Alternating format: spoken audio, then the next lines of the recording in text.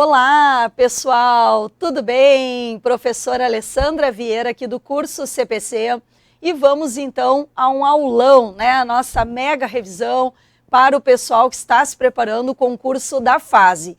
Pessoal, eu priorizei, né, nesses nossos 45 minutos, digamos assim, a matéria Estatuto da Criança e do Adolescente, que com certeza, né, cairá para vocês em termos de prova. Então, como o nosso objetivo aqui é revisar os principais elementos, os principais tópicos, eu optei por essa matéria. A gente sabe que para vocês também cai o Estatuto da Igualdade Racial, o nacional, o estadual, mas nós não temos aqui, pelo que eu me recordo, na nossa revisão, tá? Eu priorizei a matéria que tem uma chance maior de questionamento para vocês. Não que vocês não tenham que dar uma boa lida lá no Estatuto da Igualdade Racial, nacional e também o estadual. Então, criaturas divinas, nós vamos agora à primeira questão, né, importante da gente observar. O artigo 2º é importante a gente lembrar que nos traz a quem a Lei 8.069/90, o Estatuto da Criança e do Adolescente, ela é destinada. Nós temos a criança, que é aquela pessoa que vai de 0 até 12 anos incompletos, ou seja, 11 anos e 11 meses, e nós temos o adolescente, aquela pessoa que está entre 12 e 18 anos de idade. Excepcionalmente, o ECA poderá ser aplicado ao chamado jovem adulto, aquela pessoa que está entre 18 e 21 anos de idade. Em qual hipótese poderia ser aplicado ao jovem adulto? Tanto por exemplo, no caso da adoção, como também na aplicação de uma medida socioeducativa. Então, o ECA, pessoal, ele diz que pelas leis do Estatuto, né, pelas regras do Estatuto da Criança e do Adolescente, a gente pode adotar uma pessoa que tenha no máximo 18 anos de idade. Mas nós temos uma exceção. Se, por exemplo, a pessoa que eu estou buscando adotar, tá? Ela tem, por exemplo, 17 anos, né? E logo em seguida vai completar 18. Mas essa pessoa já estava sob a minha guarda legal, né? Todo o procedimento da adoção, ele pode ser feito seguindo as regras do Estatuto da Criança e do Adolescente. Então, professora, então eu não entendi, eu não posso adotar uma pessoa que tenha mais de 18? Pode, né? A gente pode adotar uma pessoa que seja adulta, mas aí a adoção, ela vai seguir os trâmites, por exemplo, do nosso Código Civil. Pelo Estatuto da Criança e do Adolescente, a idade máxima que a pessoa tem que ter para que eu possa adotá-la é 18 anos, exceto se essa pessoa já estava sob a minha guarda, né, quando eu fiz o pedido da adoção. Aí a gente pode ter, por exemplo, até 21 anos de idade. Deu para entender? E o outro exemplo que a gente pode aplicar o ECA ao chamado jovem adulto é na aplicação, por exemplo, da medida socioeducativa. Então, um adolescente, ele cometeu, por exemplo, um ato infracional e ele tinha 17 anos de idade, ok? Aí, pessoal, logo em seguida, ele completou 18 anos. A pergunta é, a medida, né, que será aplicada a ele é pela legislação penal ou é pelo Estatuto da Criança e do Adolescente? Pelo Estatuto da Criança e do Adolescente, porque sempre importará a idade que a pessoa tinha quando ela cometeu o ato. Então, como esse adolescente, né, que agora completou 18 anos, ele cometeu o ato infracional quando ele tinha, por exemplo, 17 anos, né, mesmo que um dia depois ele tenha completado 18, ele poderá pegar uma medida socioeducativa, no máximo até 21 anos de idade. Ficou claro? Deu para entender? Bem importante, né, trazer essa questão para vocês. Seguindo adiante, pessoal, obviamente eu pensei alguns artigos do ECA, que é uma legislação enorme, né? Pensei alguns artigos que eu considero os mais importantes e aqueles que, na minha opinião, têm uma chance maior de questionamento no concurso que vocês irão prestar. Então, o artigo 13, ele diz que os casos de suspeita ou confirmação de castigo físico, tratamento cruel ou degradante e também maus tratos contra criança ou adolescente serão obrigatoriamente comunicados ao Conselho Tutelar da respectiva localidade, sem prejuízo de outras providências legais. Então, o Estatuto da Criança e do Adolescente, eu já vou trazer um exemplo na área da educação, ele diz que os casos de suspeita ou confirmação de castigo físico, tratamento cruel ou degradante, bem como maus tratos contra a criança ou adolescente, serão obrigatoriamente comunicados, deixa eu até sublinhar aqui, obrigatoriamente comunicados ao Conselho Tutelar da respectiva localidade, sem prejuízo de outras providências legais. Então eu posso trazer aqui 2 exemplos para vocês, na área da saúde e também na área da educação. Na área da saúde, né, se uma criança, um adolescente vai até uma unidade de saúde, seja ela pública ou privada, e a pessoa, o profissional que lhe atendeu, né, verificou que essa criança, esse adolescente tem indícios de maus tratos, né, de tratamento cruel, tratamento degradante, é obrigatória a comunicação, né, dessa suspeita ou de uma confirmação ao Conselho Tutelar, sem prejuízo de outras providências legais. Então, por exemplo, o hospital pode comunicar a autoridade policial, pode comunicar ao Ministério Público? Claro que pode, mas é obrigatório que tenha a comunicação ao Conselho Tutelar. Isso vale tanto para unidades da saúde pública, como também para unidades de saúde privadas. E o mesmo exemplo eu posso trazer no capítulo que trata da educação. Quando a gente estuda a parte da educação no Estatuto da Criança e do Adolescente, também diz, né, que os dirigentes das instituições escolares obrigatoriamente deverão comunicar o Conselho Tutelar, por exemplo, de casos de maus tratos envolvendo os seus alunos, os seus estudantes. Eu sempre digo em sala de aula que o professor, ele tem uma possibilidade, né, bem significativa de observar se os estudantes, eles, por algum motivo, né, estão sendo vítimas, por exemplo, de maus tratos por parte da família. Porque muitas vezes o estudante desenvolve com o professor uma relação de confiança. E aí aquele professor percebe, né, que aquele estudante está muito quieto, né, tá muito acuado, e o professor lá conversando com o estudante diz: olha, fulano, né, tá acontecendo alguma coisa contigo, né, pode contar para mim, né, eu posso te ajudar. E aí o estudante diz: olha, eu tenho, né, sofrido em casa, né, tô apanhando, né, do meu padrasto, tô apanhando da minha mãe.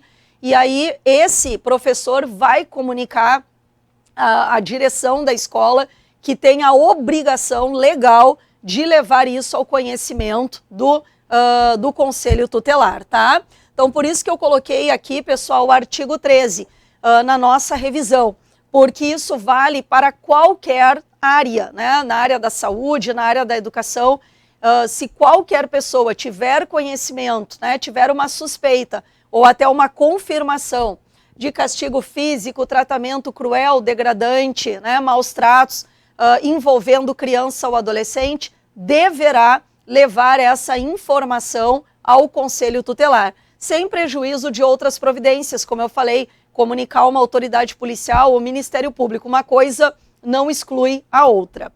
Seguimos adiante, o parágrafo 1º, ele diz que as gestantes ou mães que manifestem o interesse em entregar os filhos para adoção serão obrigatoriamente encaminhadas sem constrangimento para a Justiça da Infância e também da Juventude.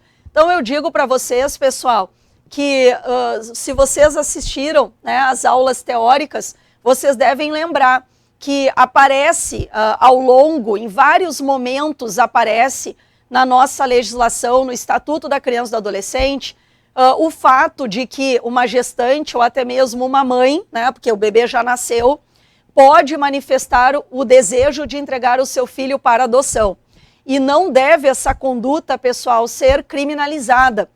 O ECA, ele parte do pressuposto: melhor ela manifestar o desejo de entregar o filho para adoção do que abandonar a criança, como a gente sabe que tanto acontece no nosso país, né? Os pais que abandonam os filhos recém-nascidos muitas vezes no lixo, né, na frente de um hospital, ao relento, né? Então, a gente sabe, né, que muitas vezes até pela depressão pós-parto, às vezes naquele estado puerperal, a mulher manifesta o desejo de entregar o filho para adoção. E ela não deve ser penalizada, ela deve ser conduzida à Justiça da Infância e da Juventude, porque lá nós vamos ter todo um trabalho de uma equipe interprofissional, multidisciplinar, que vai analisar se essa manifestação ela não é consequência do próprio estado gestacional ou puerperal, né? Por exemplo, o puerpério pós-parto, né, que muitas mulheres sofrem com a depressão pós-parto, ok? Que mais que nós temos aqui? O artigo 19, bem importante, pessoal, porque vai aparecer não apenas no artigo 19, mas ao longo de toda a legislação, diz ali um princípio, né, que norteia o Estatuto da Criança e do Adolescente, que eu vou ler para vocês e já vou comentar. O artigo 19, ele diz assim: é direito da criança e do adolescente ser criado e educado no seio da sua família e, excepcionalmente, junto a uma família substituta, assegurada a convivência familiar e comunitária num ambiente que garanta o seu desenvolvimento integral. Então, pessoal, olha só, até mesmo quando a gente estuda as chamadas medidas de proteção, que estão previstas lá no artigo 101 do ECA, se eu não estou equivocada com o número do artigo, a gente vai perceber que é uma prioridade do Estatuto da Criança e do Adolescente a manutenção da criança, do adolescente, junto à sua família natural, junto dos seus pais, certo? Ou, se não for possível, junto da sua família ampliada, né? Da sua família extensa, por exemplo, os avós, os tios, né? Que possam ficar com a guarda, por exemplo, desse menor. Então, essa é uma prioridade. Somente quando não é possível a manutenção da criança ou do adolescente junto da sua família natural, é que a gente vai pensar na chamada família substituta, que está prevista no artigo 28 do ECA. A família substituta, ela se dá através da guarda, da tutela ou da adoção. A preferência é sempre a guarda, né? Dentre os modelos de família substituta que nós temos, a prioridade é pela guarda, e guarda, né, da família ampliada, por exemplo, a guarda dos avós. Não sendo possível a guarda, podemos ter a tutela. A tutela é mais para crianças que, por exemplo, têm bens, né, que têm patrimônio que deve ser administrado, né? Então o tutor, ele não detém apenas a guarda do menor, mas ele administra também o seu patrimônio. E nós temos a adoção. A adoção é sempre a última opção, até porque ela é, conforme, né, dispõe o próprio ECA, ela é uma medida irrevogável. Então a adoção é sempre a última opção, porque ela é uma medida excepcional e ela é uma medida irrevogável.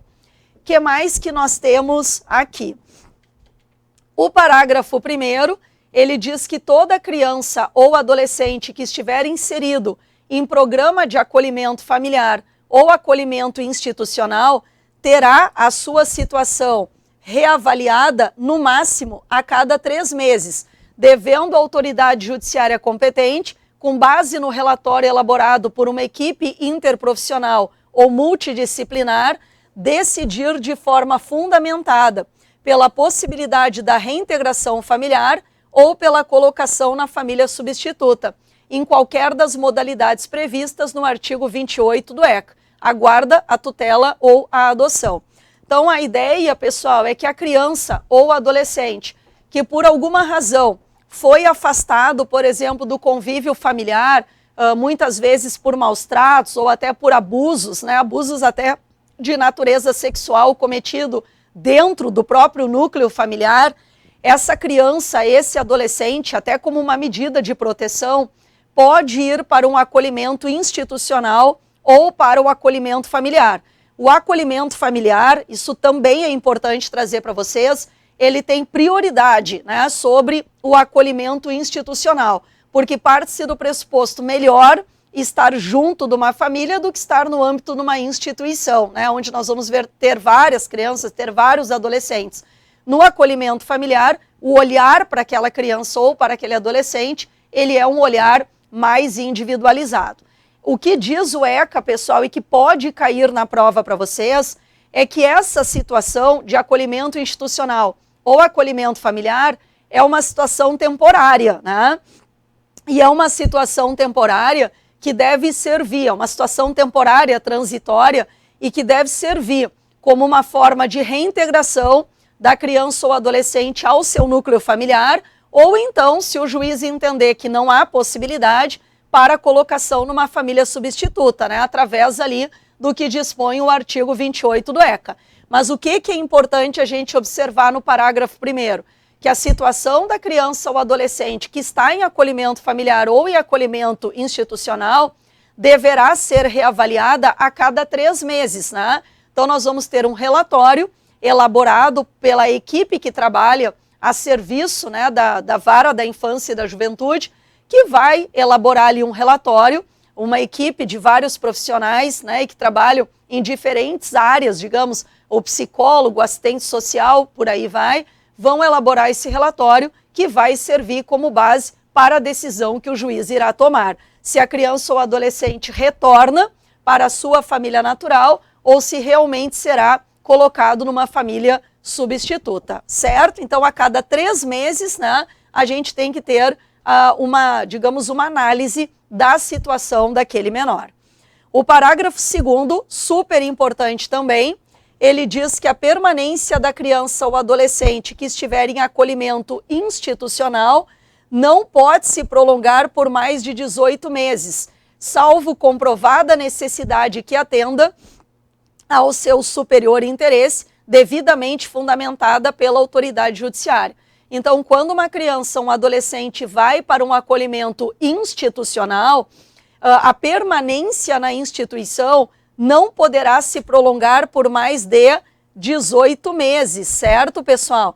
Porque é aquela ideia, né, de evitar que entre criança e saia adulto da instituição, como a gente sabe que acontece no nosso país. Então, a ideia, nós tivemos uma mudança na nossa legislação do ECA há alguns anos atrás, justamente para dizer, olha, o tempo máximo de permanência num acolhimento institucional é 18 meses. Agora, pode esse prazo ser prorrogado? Pode, né? Desde que a decisão do juiz ela seja devidamente fundamentada, trazendo ali o interesse, né? Sempre preservando o interesse da criança ou do adolescente. A gente sabe que quando são crianças mais velhas, né? Crianças que já têm, por exemplo, 8, 9 anos, 10 anos de idade, a possibilidade de ser adotada, ela fica, digamos, mais reduzida. Então, o próprio ECA, ele diz, olha, se houver necessidade, desde que devidamente fundamentado pela autoridade judiciária, esse prazo de 18 meses, né, ele pode ser prorrogado, tá? Claro que não deve ser encarado como a regra. A regra é 18 meses, mas se tiver comprovada a necessidade, a gente pode ter uma prorrogação. Seguimos adiante, o parágrafo 3º, ele diz que a manutenção, né, reforçando aquele princípio que eu comentei com vocês, a manutenção ou a reintegração da criança ou adolescente à sua família, ela terá preferência em relação a qualquer outra providência, caso em que esta será incluída em serviços e programas de proteção, apoio e promoção, nos termos do parágrafo 1º do artigo 23, dos incisos 1 e 4 do caput do artigo 101 e dos incisos 1 a 4 do caput do artigo 129. Então, é aquilo que eu disse, né? A reintegração à família natural, ela tem prioridade absoluta sobre qualquer outra medida e muitas vezes a criança ou adolescente, ele foi afastado, por exemplo, do seu núcleo familiar porque está passando fome, porque está passando necessidades, né?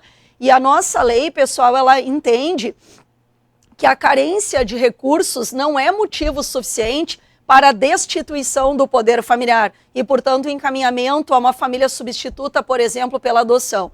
O que o poder público deverá fazer? Incluir essa família em programas, em serviços e programas de proteção, apoio e promoção. Ou seja, essa família, ela tem que ser encaminhada para esses programas governamentais, como é o exemplo, né, do Bolsa Família, que eu acho que até agora é uma outra nomenclatura, né, que eu não me recordo, certo?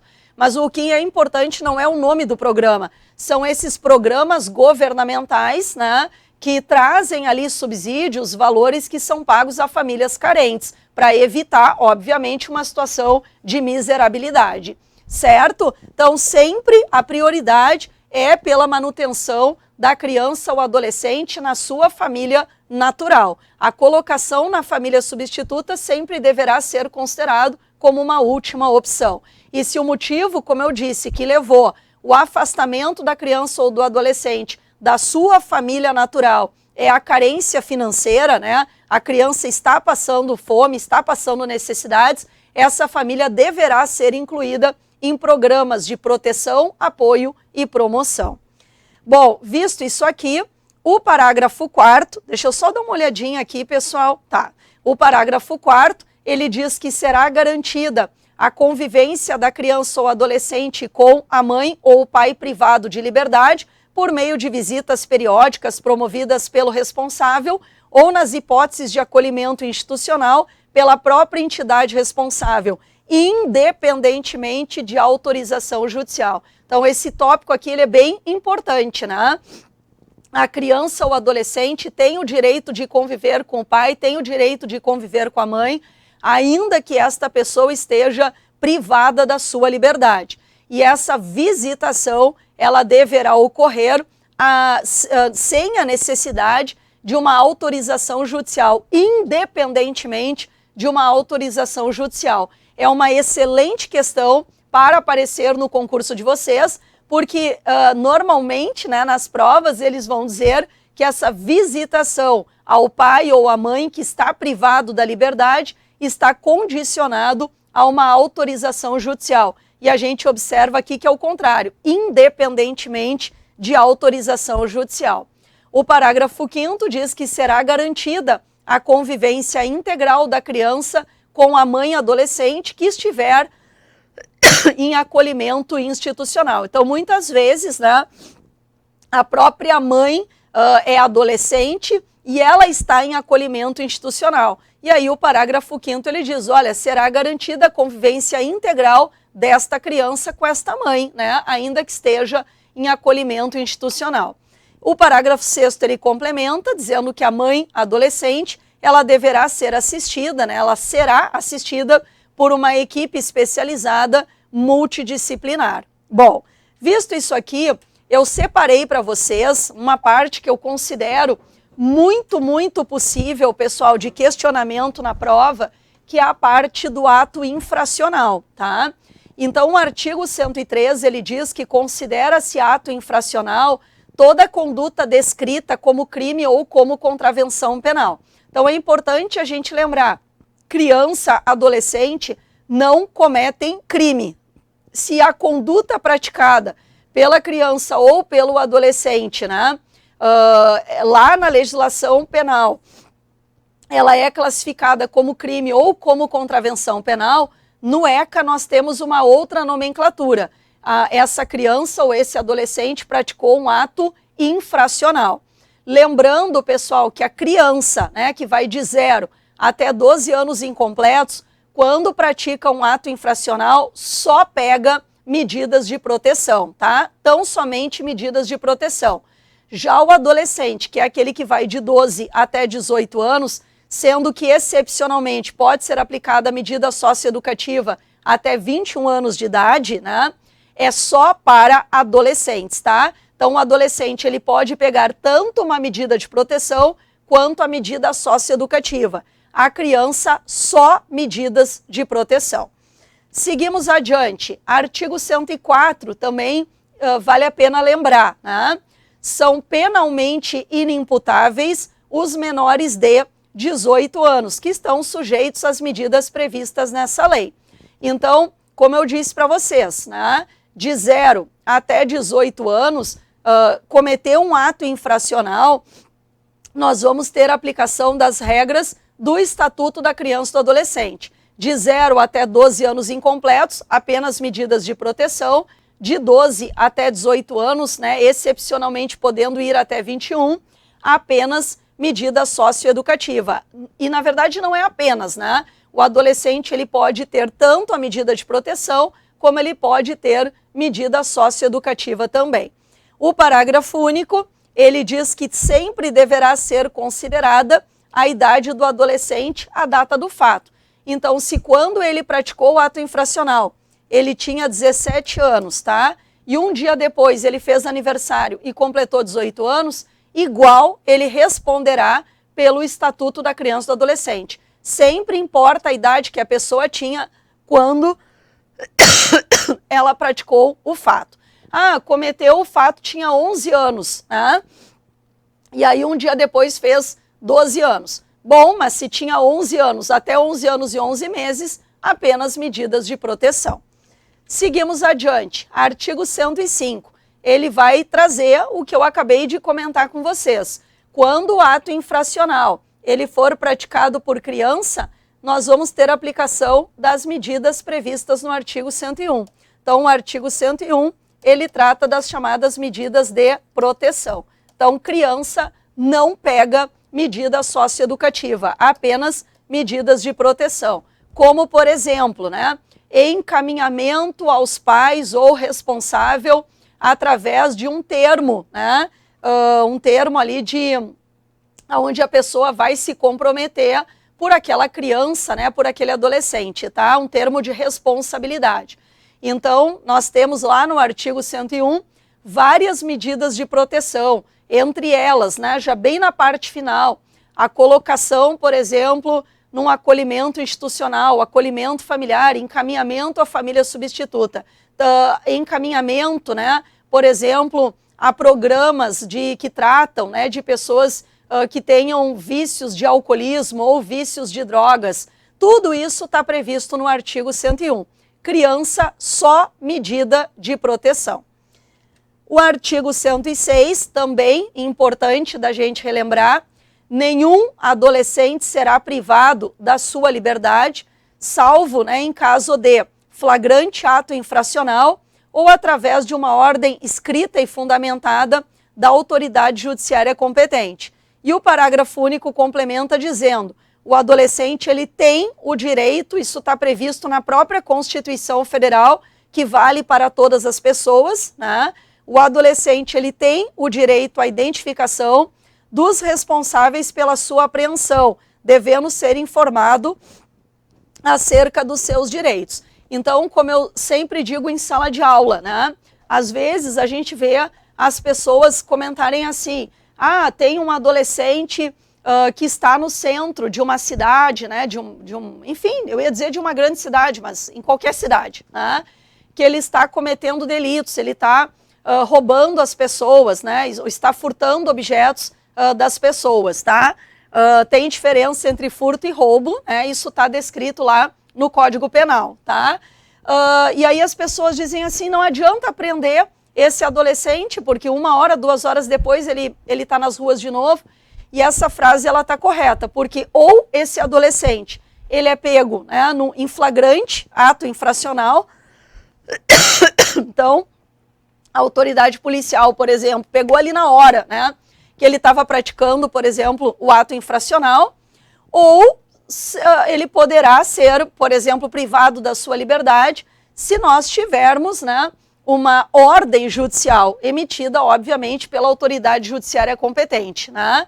Então, se, por exemplo, uma senhora estava lá caminhando no centro e teve a sua correntinha, né, furtada pelo adolescente, ela procurou ali a polícia, né, para relatar o fato, e a polícia prendeu esse adolescente, ele não foi pego numa situação de flagrante delito. Então, ele vai ser conduzido à autoridade policial, mas logo, né, um tempo depois, ele já estará solto, tá? Porque essa é a ideia da nossa lei.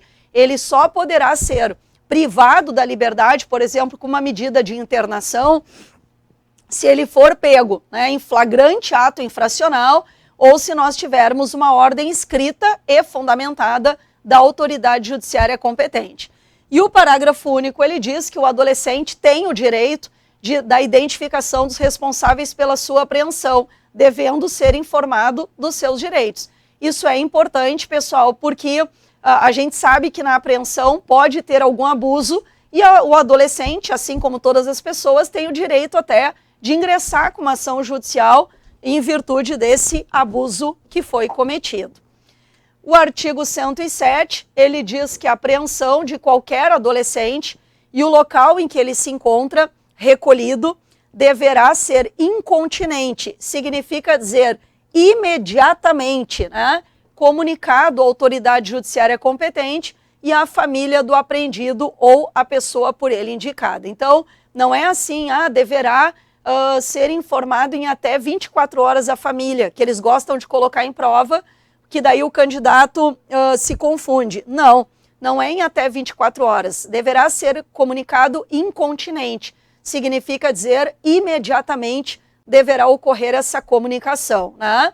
E o parágrafo único, ele vai trazer que deve ser examinado desde logo, sob pena de responsabilidade, a possibilidade da liberação imediata desse adolescente que foi apreendido. Então é como eu falei para vocês, se não é um ato, né, em que ele foi pego em flagrante delito, ou que nós temos uma ordem escrita e fundamentada da autoridade judiciária competente, esse adolescente, né, deverá ser liberado, certo?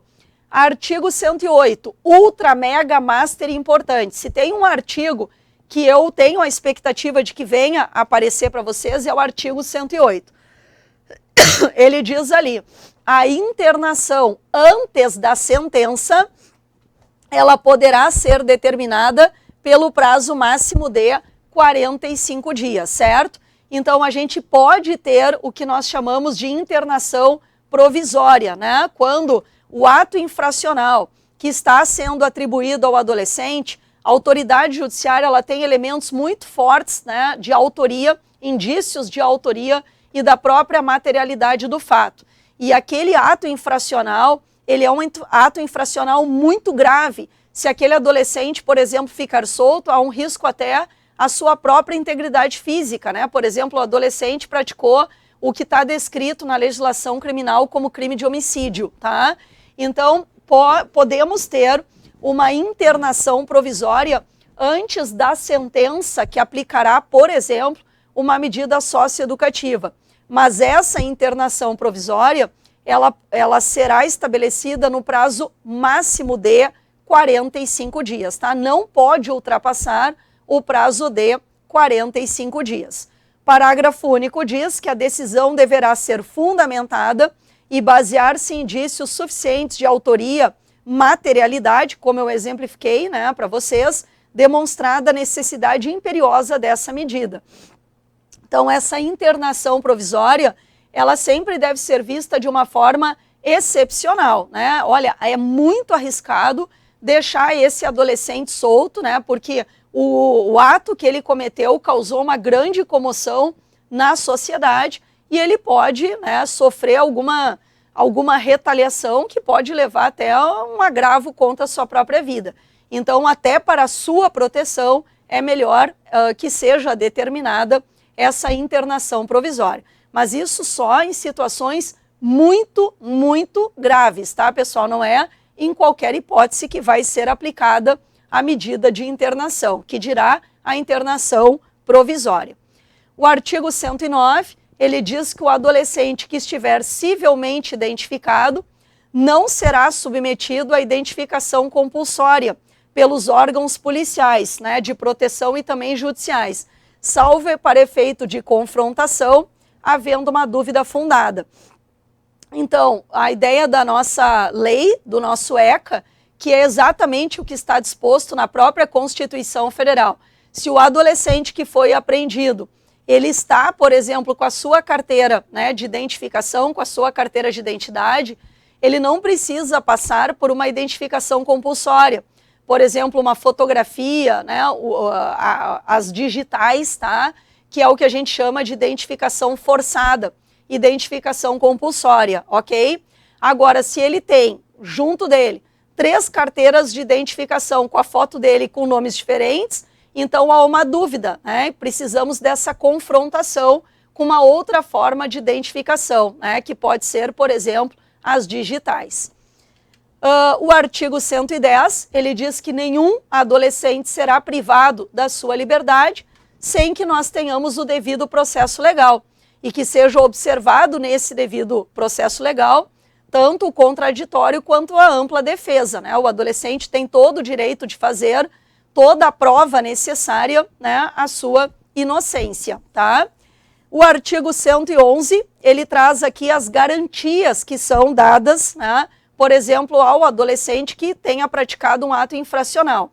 O pleno e formal conhecimento da atribuição de ato infracional, mediante citação ou meio equivalente, ele tem direito de saber qual é o ato infracional que está sendo atribuído a ele, a igualdade na relação processual, podendo confrontar-se com as vítimas, também com testemunhas, e produzir todas as provas necessárias à sua defesa, a defesa técnica por advogado, que pode ser um advogado particular, ou se é um adolescente, né, carente de recursos financeiros, a defensoria pública, assistência judiciária gratuita e integral aos necessitados na forma da lei, o direito, isso aqui, pessoal, cai bastante e os alunos erram, e eu vou dizer para vocês o porquê, o direito de ser ouvido pessoalmente pela autoridade competente, eles vão colocar assim na prova, o direito de ser ouvido por intermédio dos seus representantes legais. Não,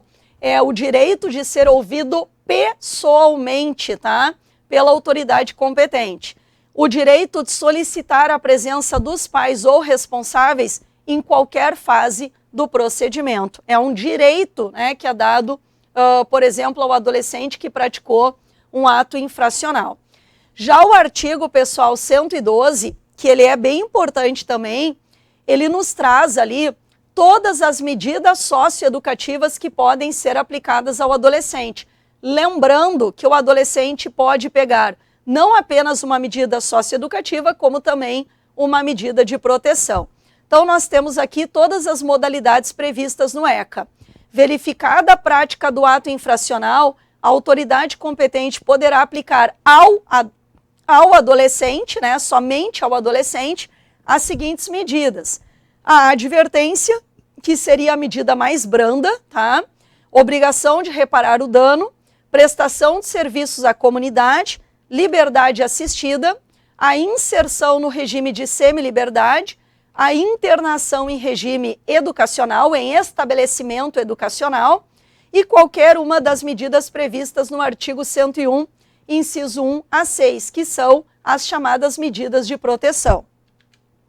A medida aplicada ao adolescente, ela sempre levará em conta a sua capacidade de cumpri-la, as circunstâncias e a gravidade da infração.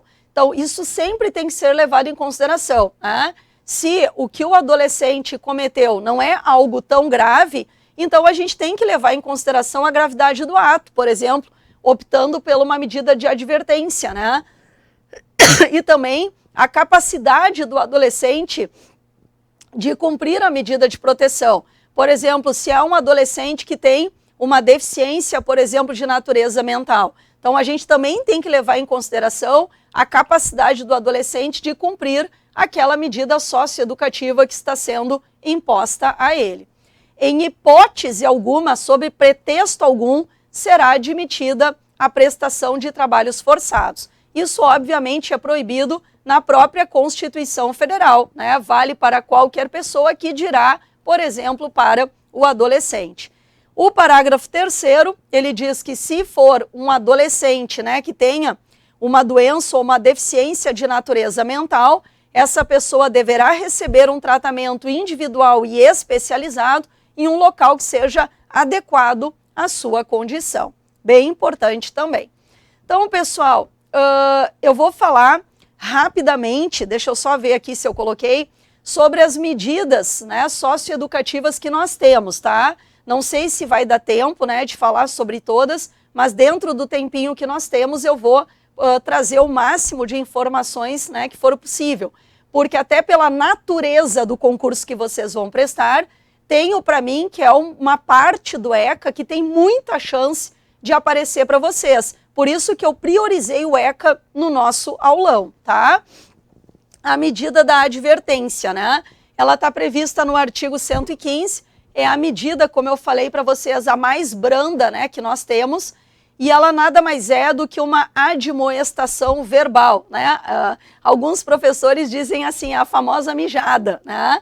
Eu não gosto muito de usar essa expressão, mas é isso, né, pessoal?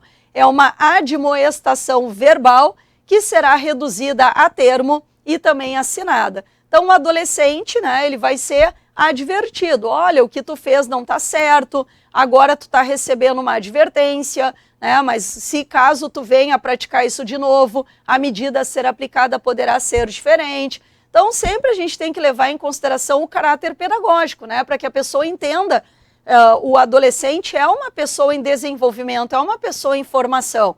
Então, né, tem que partir do pressuposto de que a pessoa não tem ali a sua consciência já totalmente formada, né? Então, olha, o que tu fez está errado, né? A gente está te advertindo para que tu não repita esse fato novamente. Depois nós temos a obrigação de reparar o dano quando é um ato infracional que tem reflexo patrimonial. O adolescente foi pego pichando muros, por exemplo, né? Muros de casas ali de particulares, tá? A autoridade pode ser de particular, pode ser, né, propriedade do poder público, não faz diferença. A autoridade poderá determinar que o adolescente restitua o bem ou promova o ressarcimento do dano, ou por outra forma compense o prejuízo da vítima. Então, por exemplo, o adolescente pode ser compelido a pintar todo o muro que pichou, né? Está dentro dessa obrigação de reparar o dano. Se há uma manifesta impossibilidade da reparação, a medida ela poderá ser substituída por outra que seja considerada mais adequada. Prestação de serviços à comunidade. Por exemplo, prestar serviços num hospital, prestar serviços, né, numa casa geriátrica, por exemplo. Então, a prestação de serviços comunitários consiste na realização de tarefas gratuitas de interesse geral, por período que não pode exceder o tipo de questão que cai em prova. Prestação de serviço à comunidade não pode exceder 6 meses, tá, pessoal? Não pode exceder, tá? Isso aqui é bem importante, né? E essa prestação de serviços vai ser junto, por exemplo, a entidades assistenciais, hospitais, escolas e outros estabelecimentos congêneres, né, estabelecimentos similares, bem como em programas comunitários ou governamentais, tá? Então, o mais importante é a gente lembrar que não pode ultrapassar o prazo de 6 meses. E o parágrafo único, ele traz uma informação importante, ele diz: as tarefas serão atribuídas conforme as aptidões do adolescente, devendo ser cumprida durante uma jornada máxima de 8 horas semanais, nos sábados, domingos e feriados ou em dias úteis, de modo que não venha a prejudicar a frequência à escola ou a jornada normal de trabalho. Então, ele vai, por exemplo, prestar serviços à comunidade, mas o horário não pode colidir com o horário, por exemplo, que ele está frequentando a escola, tá? Tem que ser compatibilizado. Liberdade assistida, está lá no artigo 118. A liberdade assistida, né, ou até uma liberdade vigiada, digamos assim, ela será adotada sempre que se afigure como uma medida mais adequada para a finalidade de acompanhar, auxiliar e orientar o adolescente. Então, o adolescente, ele está num sistema de liberdade, mas é uma liberdade que está sendo acompanhada por uma pessoa que vai ser indicada pela autoridade judiciária, né? A autoridade judiciária, ela vai designar uma pessoa capacitada para acompanhar o caso, acompanhar esse adolescente, né? A qual poderá ser recomendada por uma entidade ou até um programa de atendimento, por exemplo, de menores, certo? A liberdade assistida, ela será fixada pelo prazo mínimo de 6 meses. Então, é isso que vocês têm que cuidar. Aqui, pessoal, o prazo mínimo é 6 meses, tá? A prestação de serviços à comunidade, o prazo máximo é 6 meses. Aqui, na liberdade assistida, o prazo mínimo é de 6 meses. podendo a qualquer tempo essa medida ser prorrogada, revogada ou até substituída por outra, ouvido o orientador, que é a pessoa que vai acompanhar esse menor durante esse período da chamada liberdade assistida, o Ministério Público e o próprio defensor, né, do menor, tá? Incumbe ao orientador, com apoio à supervisão da autoridade competente, a realização dos seguintes encargos: promover, quem faz isso é o orientador, tá? Ele vai promover socialmente o adolescente e a sua família, fornecendo orientação, inserindo-os, se for necessário, em programas oficiais ou comunitários